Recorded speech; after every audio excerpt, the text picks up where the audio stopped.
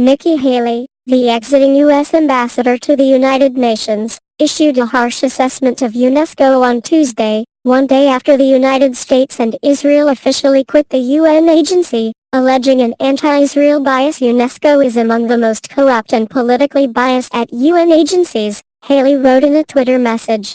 Today the U.S. withdrawal from this cesspool became official as strong. The Trump administration filed its notice to withdraw in October 2017 from UNESCO, United Nations Educational, Scientific and Cultural Organization, and the administration of Israeli Prime Minister Benjamin Netanyahu followed suit. Click here to get the Fox News app. Paris-based UNESCO, which supports various educational and cultural projects around the world, has been denounced by critics for criticizing Israel's occupation of East Jerusalem, naming ancient Jewish sites as Palestinian heritage sites and granting full membership to Palestine in 2011. Israeli UN envoy Danny Danon said Tuesday that his country will not be a member of an organization whose goal is to deliberately act against us, and that has become a tool manipulated by Israel's enemies. UNESCO is a body that continually rewrites history, including by erasing the Jewish connection to Jerusalem,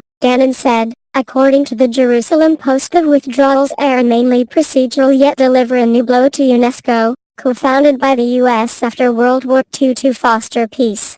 But they will not greatly impact UNESCO financially, since it has been dealing with a funding slash ever since 2011, when both Israel and the U.S. stopped paying dues after Palestine was voted in as a member state. Since then, officials estimate that the U.S., which accounted for around 22% of the total budget, has accrued $600 million in unpaid dues, which was one of the reasons for President Trump's decision to withdraw. Israel owes an estimated $10 million. UNESCO Director General Audrey Azoulay took up her post just after Trump announced the withdrawal.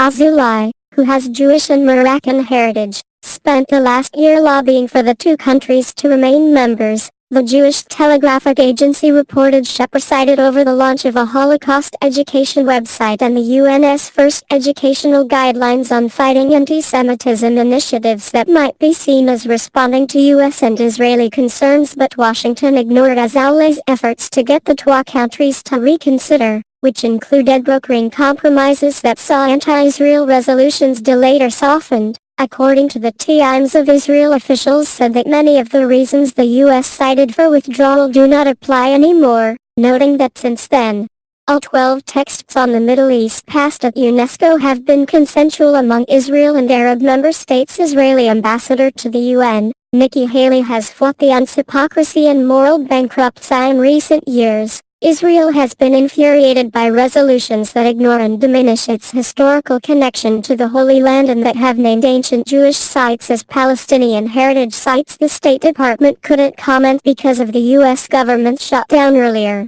The department told UNESCO officials the U.S. intends to stay engaged with UNESCO as a non-member observer state on non-politicized issues, including the protection of World Heritage Sites, advocating for press freedoms and promoting scientific collaboration and education. The U.S. could potentially seek that status during UNESCO Executive Board meetings in April. The Associated Press contributed to this report.